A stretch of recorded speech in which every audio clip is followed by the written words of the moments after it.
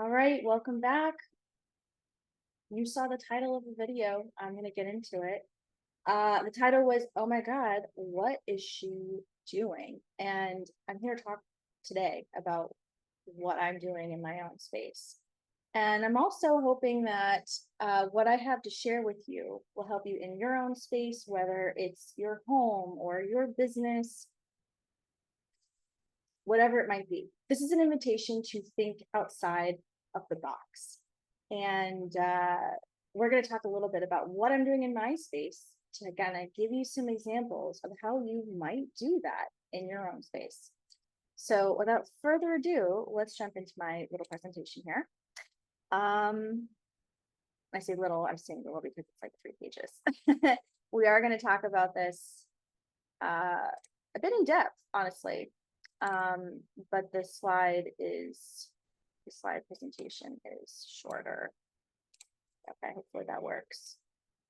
Hopefully you can see my screen. Oh, here it is. Yes. Awesome. All right. One of those things that's great about going live is you can ask people and make sure that they can see all of your stuff. We're just gonna hope that you can. And we'll find out in the editing phases later if that was somehow untrue. You also see my fur babies sleeping in the background.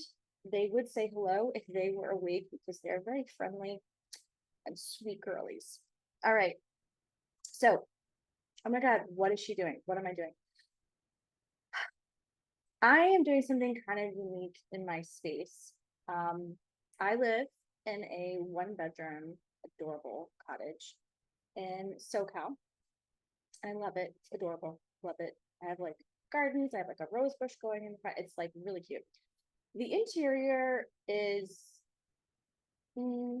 great in some ways and not so great for what I want in others. And so I have made the decision to actually swap my living room and my bedroom, which is probably kind of strange to some people, but we'll get eventually into how that's going to look. But for today, I want us to stay present with why I'm doing that. So you can start to understand how you can envision your space, how you can take cues and observations from your space, your behaviors, the people or beings around you, and how that might inform your design decisions and how they really should inform your design decisions, because this is all about behavior. Okay. Oh, let me go back. So this is your invitation to stop giving a single about what people are potentially thinking about your space. Again, whether it's your home, whether it's your business, whatever it is, this is about you and what works for the people and beings around you. So I'm doing something that some designers would sniff at. Oops, there's a typo. Some designers would sniff at. This is about thinking outside the box, or in this case, the living room. And what I'm going to do is show you now how this might apply to you and your space. Okay. So there's some outside environment contributors. As I go through my own, I invite you to think about what kind of outside environmental things you could have going on that would be a potential challenge or something that might direct you to change things up a little bit. All right. We'll talk about the fact that my front door is like right here and how that isn't necessarily a bad thing, but I don't get a good line of sight as to who might be approaching my house. Ironically, even though the door's right here, I actually get a better line of sight as to who's approaching my house from the other room, which is why I want to move my desk in there. There's something nice about knowing like, oh, that delivery is coming in, that delivery is coming in, this person's coming up to do this, that, whatever, and actually being able to see it from your own desk instead of guessing or maybe checking out your Blink camera or whatever. So that's a couple of things. I also enjoy, being able to see some of the plants in the front yard area. And there's stuff like that going on with my exterior environment. Okay, those are just a few examples. There's also some personal behaviors and inclinations, right? Like I know that I have a tendency during the day to need to grab different things that are maybe more office oriented. And right now, because of the way my space is set up, some of those things are here, but some of those things are in the other room because I have more space for those things in the other room based on the way it's set up. Now you might be thinking that and wondering, well, Katie, why don't you just move that stuff in the other room? Well, I have built-ins. I have built-ins in the other room. So if you're a renter, there are some things that you are limited in changing. And I still really love the built-ins. They're super cute. I wouldn't want to get rid of them at all. So instead, I'm going to situate my desk in the other room. Now, if I'm situating the desk in the other room, it's kind of weird. Like, I don't love the idea of having a desk in the room that I sleep in. My bed's also in there right now. Like, no, that goes against like every feng shui principle of, having all these electronics, and other stuff going on in the space in which you sleep. And I do have some electronics over there, but not a lot. Um, but I want to join these two spaces, and I want to do it in such a way that doesn't disrupt my sleep. It doesn't make me feel like, I don't know if you've had this experience, this is very like subconscious seeping in, right? If you wake up from bed and the first thing that you see is your desk, are you going to be constantly reminded of work? Is it going to maybe be hard to relax? Oh yeah. Oh yeah. That desk, that desk is an instant and constant to-do list being shoved in your face if you are literally around it all day long. So that's another reason. Definitely not going to keep the bed in the same room as the desk. Now, if you have a studio, there's ways to navigate this, make it a little bit better. Definitely recommend getting a screen if that is the case. Some people have a studio and that's the space that you get, or you have a one bedroom, you're renting a bedroom. Try using a screen. Try using a screen and see if that makes a difference for you. There are all different kinds. There are like folding ones. There's curtains. Curtains won't be great if you have cats. Just warning you on that. Okay, I've lived and learned, and that's definitely not going to work for most cats. The other thing that you could possibly do is there are certain types of screens that actually have like tension rods, the top and bottom, and clips. You want to make sure that whatever you buy is going to be safe for your space, depending on where you live, and how your space is set up. But that could be a possible fix for you if needed. Okay, so other personal preferences, actually. This isn't even a behavior and inclination. Preferences. I gotta tell you, as someone who's been in this work for a while, I will tell you that I fall into that like guilty box of what do they call it? Like the wounded healer, the one who's like focusing on everyone else's stuff when it comes to their own. They don't pay as much attention. And so I'm getting on these visit videos and I'm discussing with you like what works in space, what's going to support you, etc. And then sometimes I let my own shit go. Like I just do. But one thing I have to tell you, I just like I hate like when I jump on these videos with you guys is the fact that you can see my kitchen in the background. It's a nice kitchen. There's nothing wrong with it. And I'm sure there's things I could do. Well, I know there's things I could do to make it even better. In fact, there's things that I plan to do to make it even better, as far as like tile decals and some colors, and some staining, etc. There's a bunch of stuff I got slated for that area, but I don't love the idea of having it in the background while I speak to you. And instead of having the blurred background or the fake background, I'd really rather give you what I have actually going on in my background, because I am here to discuss this very thing.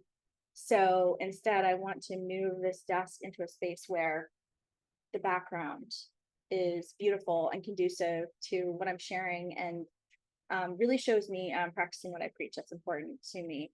So you're going to see me transform my own space as I'm discussing with you how you can do this for yourself. Again, lovely kitchen, but I don't want it at the background. I don't want you to be reminded of like food or just be distracted by that. Instead, I'd just love to give you a beautiful, casual, relaxing background space that's easy to, focus on the right things with. So, personal behaviors and inclinations, that covers that, and preferences. Cats' behaviors.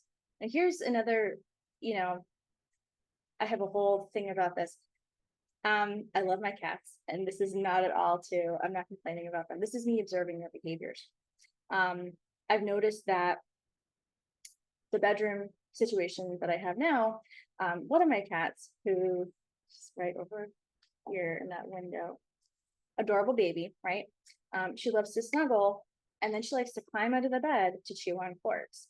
And she can be redirected, but it's really frustrating when I am trying to sleep in the middle of the night and she climbs under the bed, to chew on forks. And so there are ways to redirect her. Certainly, an option is to keep her in another room. They don't love that, but that's one thing I have done. But more importantly, there are some other things I can do in this space that would allow me to snuggle with the kitties at night while also being respectful of my own sleep patterns and getting that done. So another perfect reason to swap some of the stuff going on in these spaces, because I have a different cord setup in this room than I do in that room. Okay. So this is the cat's behaviors that I've been observing over the last almost 2 years now, year and a half for this one, and almost 2 years for this one. So actually, no, less than that because we moved here a little bit. Yeah, so like a year plus, year and a half or thereabouts. So in any case, there's some other cat behaviors that I'm considering as well, but like those are kind of the most problematic as far as like not working with the space. Space needs to be upgraded to meet us where we're at. But you might consider, it might not be cats for you, or maybe it is. Maybe it's your family, maybe it's colleagues. I don't know what kind of space you're considering right now, but it is very important to consider whether it's personal behavior, family behavior, organizational behavior, how these things can impact each other, how the space can impact the occupants and vice versa, and what's going to be the most conducive to what your goals are. And my framework for this is going to be like, I'm not doing everything at once. Like you're not going to see this like instant gratification. Oh, she got it done in a day. That's great. Yeah, no, I'm not doing that. I think there's a place for that, and I'm not knocking it. But for me, what I have found, and actually you can look examples of this up too, what I have found can be really, really helpful, successful, and also non-stressful, which is important, is for us to take kind of an evolutionary approach to our space, more experimental, more kind of like, let's try this and see how it goes. Let's do kind of like one thing at a time or a few things at a time. And so you can kind of isolate the variable that you're working with in your space and seeing how it really works. And then you can start to see how all of these micro changes work or don't work together. One really successful example of this actually in an organizational framework is LinkedIn. That company does a really good job at approaching the space, surveying the occupants, and executing in a way that's a little bit more experimental. They'll try one thing in one area, see how it goes, and they kind of build off of that. And they have had a lot of success with that method. And so I might try to find the article or video and link it down below because I feel like that's a really helpful approach, especially anyone who might be approaching this in a small business or any kind of business. These are the kind of things that I personally like to replicate because I see them as being successful in meeting the objective while also minimizing stress, overwhelm, and those kinds of things for the occupants, because we want to minimize stress for me and you, and we also want to minimize stress for the people in the space because that in my view and my experience, that is the best, most effective, and kindest way to approach change in space. So we minimize impact wherever we can while maximizing results and satisfaction. So let's talk about goals, because my goals, like I started talking about some of them, but I want to get into a little bit more of what those are. So like I said, some of my space feels disjointed. I feel like I'm getting up more often during the day to like grab things like tools and those kinds of things instead of them being just like all in one space or mostly in one space. Again, I want kind of like one central Katie cockpit, if you will, of all my stuff. So that's one thing. Again, I, want there to be kind of everything in one vibe. We've got library, we've got books, we've got a sitting area. We've got cool decor that I have in there, and also the wall in that room is more conducive for wallpaper. You probably can't see on the TV here, or your screen rather, sorry, elder millennial. I sometimes call things TV when they're not TV. Bear with me. It's having good vibes. But so this is a really old cottage actually, and part of this is an addition.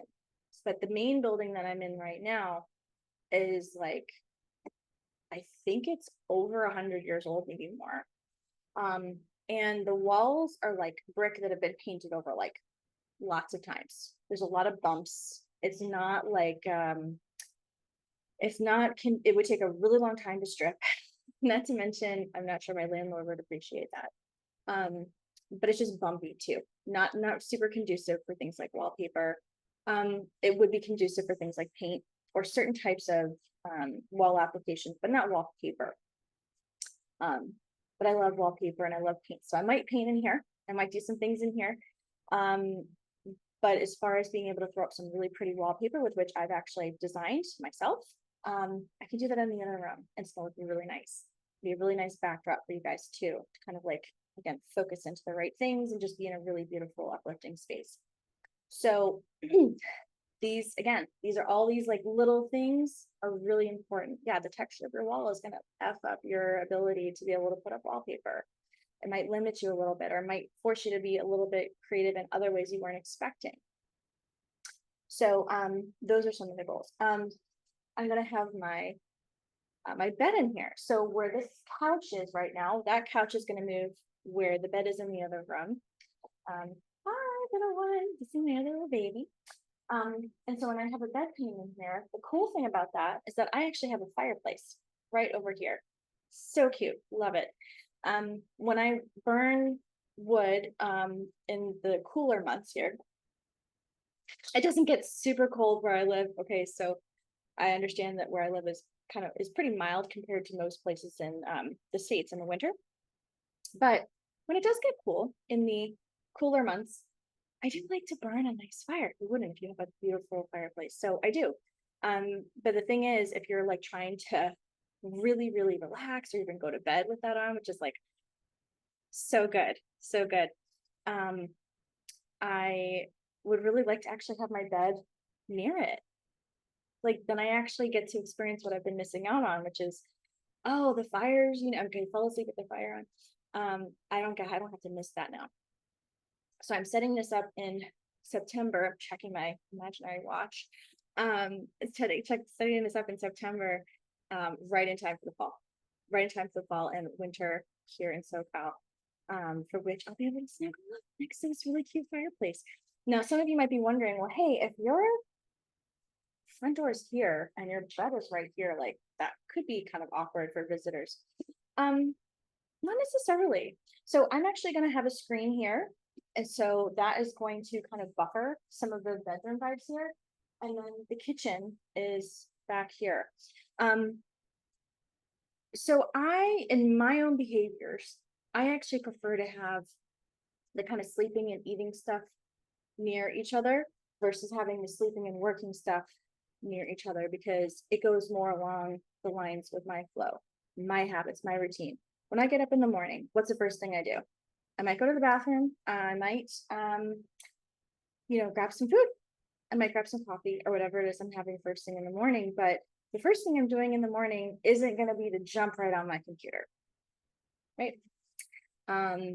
It's going to be those kind of habitual, like routine self-care things. And so having and the spaces are separated, right? They're separated, at least by like a partial wall, which by the way, I've been considering, adding something to kind of delineate it even more.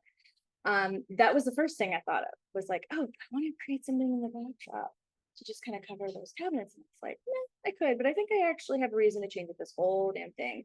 And so I went down the rabbit hole of really, again, considering those behaviors and such.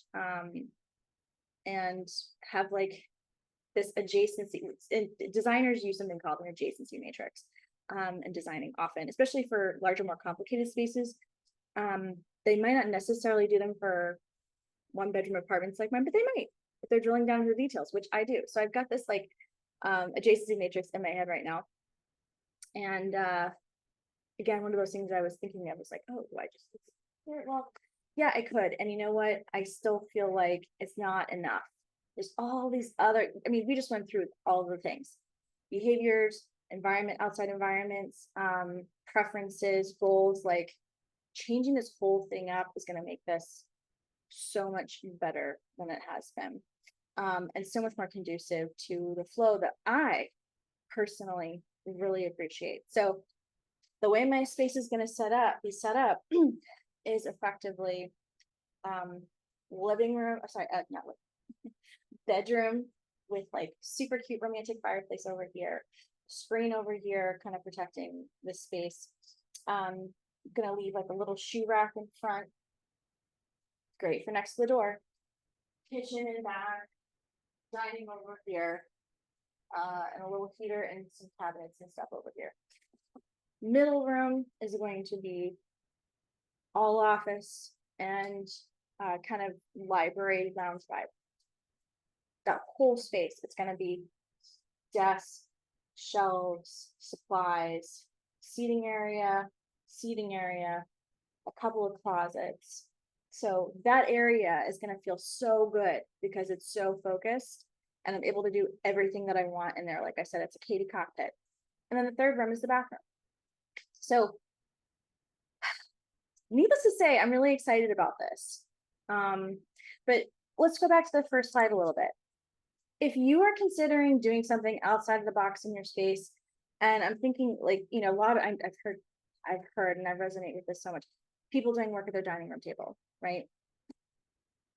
Take that to the next level or the next several levels if it supports you in your space and your business, and give the middle finger to the idea that you have to give a shit what people think about your space. Your space gets to work for you. I've known people who have very successfully converted dining rooms into like second living rooms.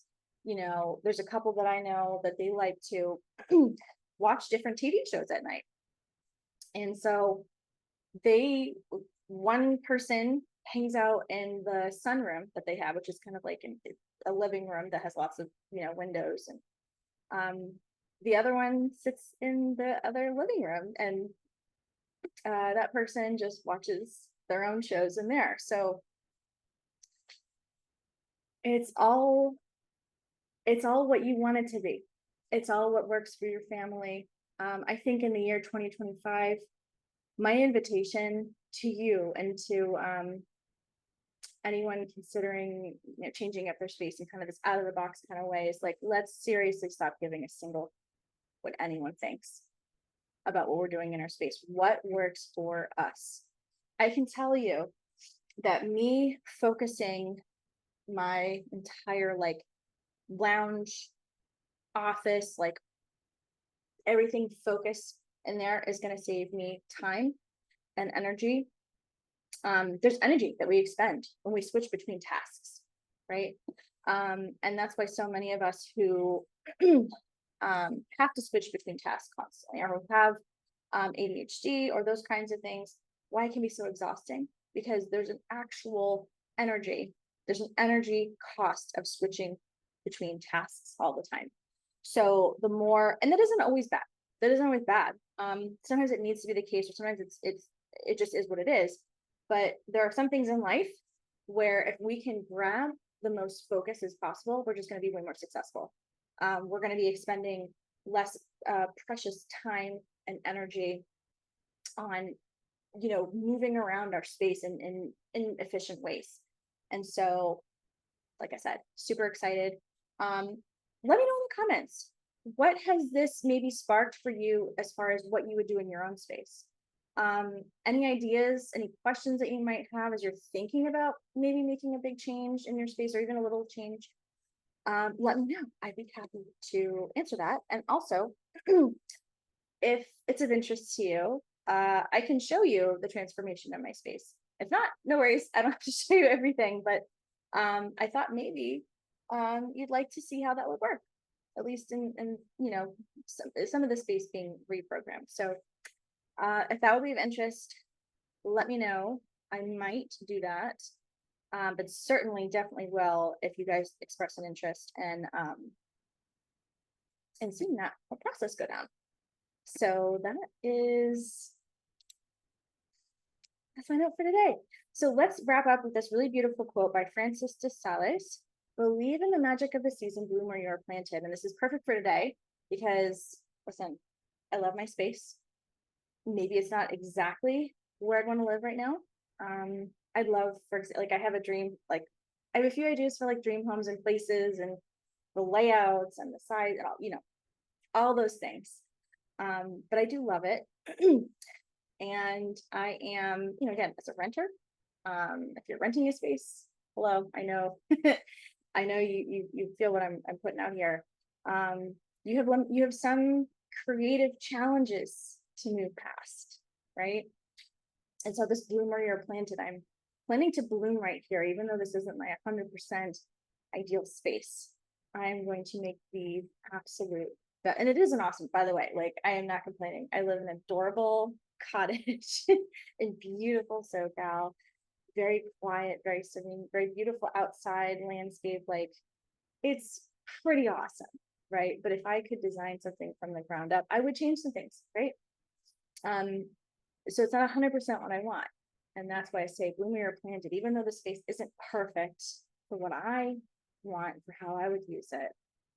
I'm going to make the absolute best out of where I am. I am blooming where I'm planted. And so I invite you to do the same thing in your space or in life, whatever you have going on, that you are experiencing some creative challenges, because they pop up everywhere, don't they? In every aspect of life. Hopefully not too often, but hopefully often enough to challenge you to grow and to think differently and to bloom even more. So, all right. Well, let me know. Would love to hear your feedback in the comments about what ahas might come up for you. And also, again, what this might be bringing up for you in your own space, any questions you have, and also any content you'd like to see. If there's anything that you think I can help you with, I'd be happy to entertain it. So let me know. And have a great day and keep blooming. We'll see you again soon.